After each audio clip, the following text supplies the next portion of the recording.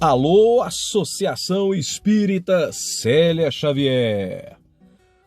Fala, rapaz! Estamos aqui de volta. Ainda estamos passando, por aquele isolamento social devido aí ao coronavírus. Esse vídeo está sendo gravado no dia 17 de abril de 2020. Então a gente está nesse processo que ainda deve durar aí pelo menos 2, 3 meses, segundo aí os especialistas em saúde.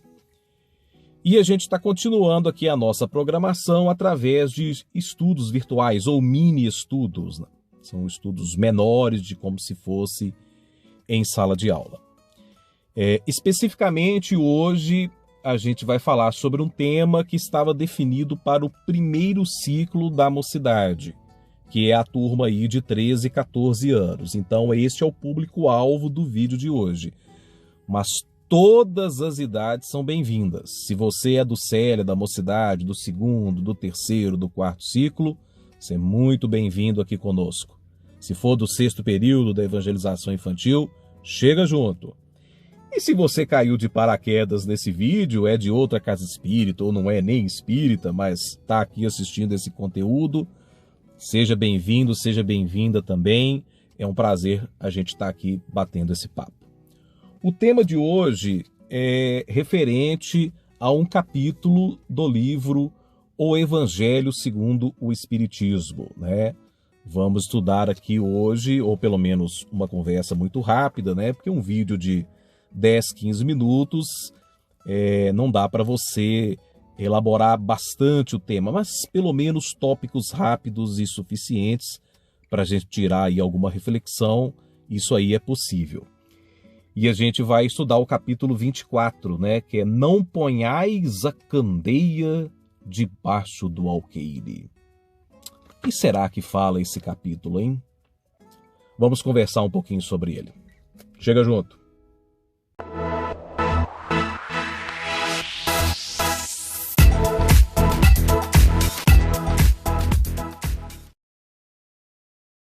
Bom, então vamos lá para a nossa conversa aqui de hoje, Estamos com o Evangelho segundo o Espiritismo, capítulo 24. E a gente citou aí o título, Não ponhais a candeia debaixo do alqueire. Mas qual que seria o significado dessa passagem, O que Jesus quis dizer aqui? Então, primeiramente, a gente tem que conhecer bem os significados. Então, o que seria candeia? Não ponhais a candeia debaixo do alqueire. A candeia, lá na época de Jesus, é muito fácil de visualizar. É só pensar na lâmpada mágica do Aladim, Se você lembrar lá da animação ou do filme que passou agora recentemente, você tem aquela lâmpada que ele esfrega e o gênio sai. Mas esquece do gênio, pensa só no formato da lâmpada. Antigamente, o que eles faziam? Eles colocavam um óleo, dentro dessa lâmpada e aí ficava o foguinho saindo de sua ponta. Então aí você tinha a iluminação. As pessoas mais humildes tinham só uma candeia dentro de casa.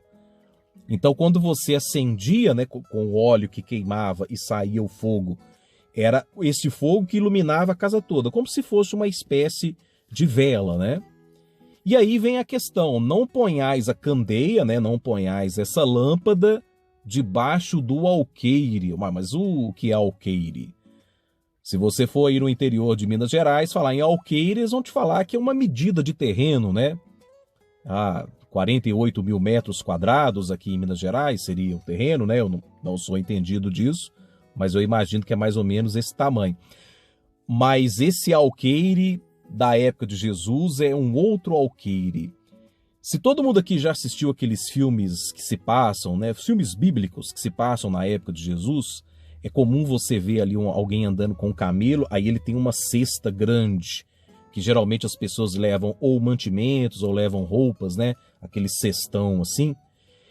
Essa cesta, ela é o alqueire. Então, quando se fala a passagem, quando Jesus vira aqui e fala assim, não ponhais a candeia debaixo do alqueire.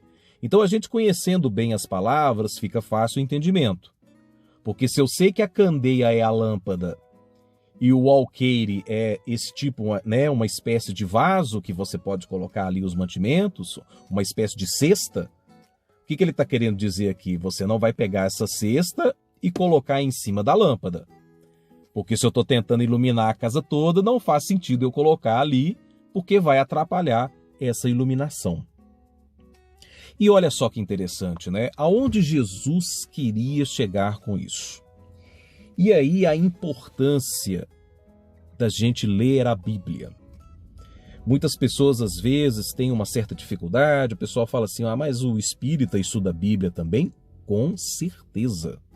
Porque a Bíblia, ela é um documento histórico que nos auxilia muito para compreender, independente da nossa crença, o conteúdo histórico que você tem nesse conjunto de livros, ele é extremamente útil para você entender o contexto, a época, né?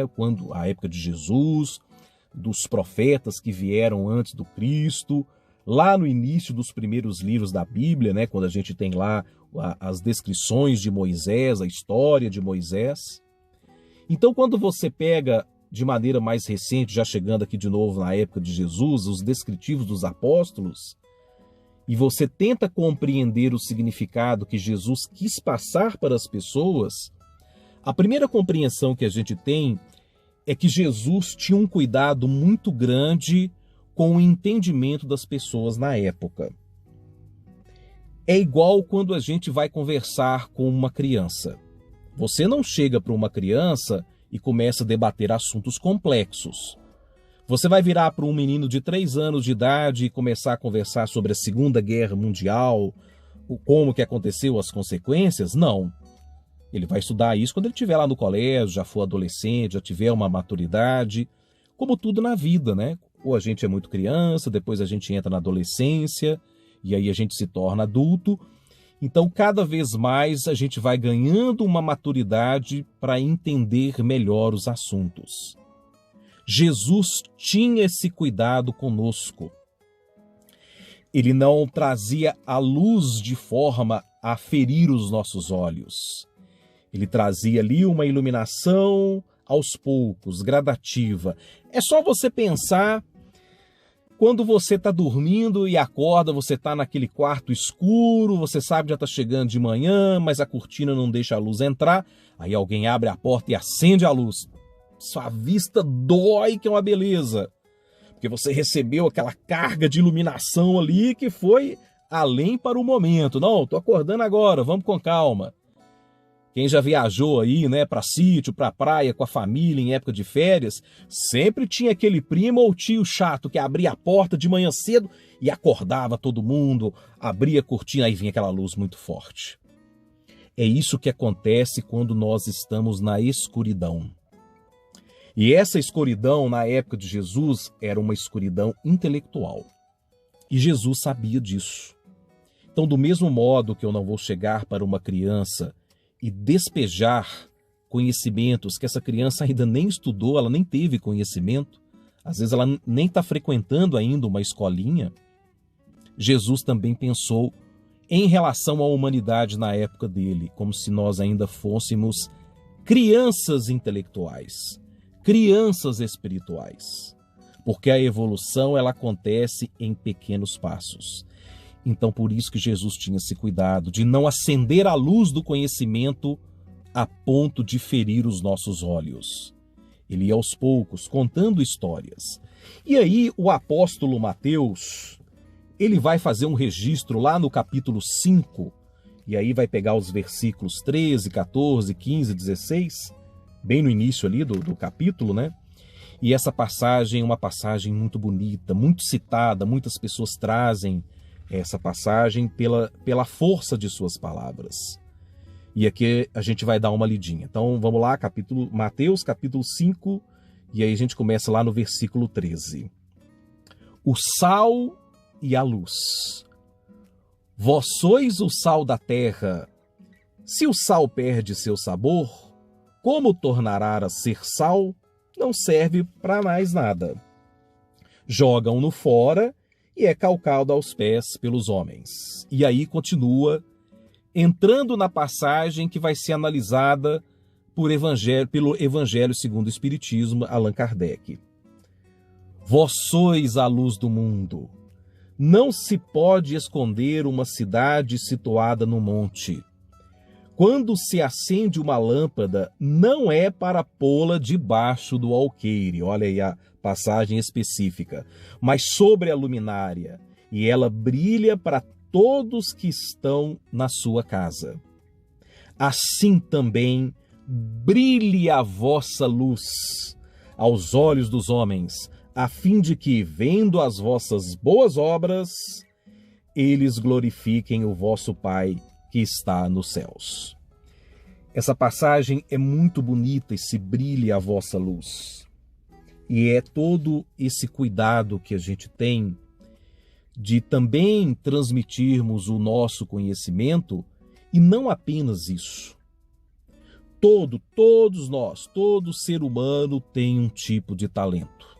Seja um talento artístico, seja um talento de conhecimentos acadêmicos, pessoa que tem facilidade de passar, conteúdos, seja talentos às vezes silenciosos, mas muito importantes para os amigos mais próximos. Tem pessoas que falam um pouco, mas são extremamente carinhosas. Quando um amigo seu, uma amiga sua está passando por uma dificuldade e você oferece um abraço, a nossa luz está brilhando. A sua luz está brilhando, porque o simples fato de você abraçar uma pessoa, oferecer um carinho, oferecer um alento, é a sua luz que brilha para a iluminação que a pessoa ali está precisando devido à dificuldade que ela está vivendo. Então, essa passagem do Cristo, ela mostra para nós que todo esse conhecimento que a gente vai adquirindo, às vezes a gente fica um pouco tímido. Assim como na passagem, que ele pega o alqueire e coloca em cima da lâmpada, ou seja, a gente tampa a luz. E muitas das vezes a gente faz isso. A gente pega a nossa própria iluminação, fica sem graça, às vezes com medo de ser cobrado, e não, o mundo está precisando que a gente mostre as nossas boas obras. E boas obras não significam grandes obras. Pode ser nos pequenos exemplos, nas pequenas gentilezas. E olha só que legal, trazendo um outro livro aqui, que chama Palavras de Emmanuel, que traz várias passagens aqui que o Emmanuel fez ao longo de seus livros, psicografadas pelo Chico Xavier. Ele vai fazer um complemento muito bom aqui, para a gente ter um exemplo melhor do que está sendo falado nessa passagem de Jesus, da candeia e do alqueire. O homem não pode nutrir a pretensão de retificar o mundo ou seus semelhantes de um dia para o outro, atormentando-se em aflições descabidas, mas deve ter cuidado de si, melhorando-se, educando-se e iluminando-se sempre mais. O Emmanuel aqui ele consegue sintetizar a passagem, a parábola de Jesus, e mostra que nós não vamos conseguir nos melhorar e melhorar os outros de um dia para o outro. Porque primeiro que a gente ainda, pelas nossas imperfeições, por estarmos em um mundo de provas e expiações, a nossa luz ainda não brilha tanto. Nós estamos falando de Jesus, que era um ser perfeito. Então ele tinha uma força de iluminação muito grande. Assim como também outros grandes filósofos na história do planeta Terra trouxeram iluminação para os seus povos, O primeiro Buda, o Siddhartha, o Sócrates na Grécia, Confúcio na China. E aí a gente tem Jesus, nós que somos cristãos, como o nosso maior modelo e guia, como diz lá em O Livro dos Espíritos. Mas dentro da luz que a gente tem, nós não vamos conseguir ainda iluminar o mundo inteiro. A gente não vai conseguir modificar o outro de um dia para o outro, como vem falando aqui no texto. E às vezes a gente acaba se atormentando, A gente fica, poxa, eu não estou conseguindo me melhorar, eu estou aqui atormentado, eu não estou conseguindo ajudar o meu amigo. Mas por incrível que pareça, esses pequenos detalhes do dia a dia, às vezes um simples telefonema, ainda mais que a gente está vivendo uma época de isolamento social, um simples telefonema pode fazer uma diferença. Uma conversa rápida, um áudio que você envia no WhatsApp, desejando uma boa semana, desejando boa sorte.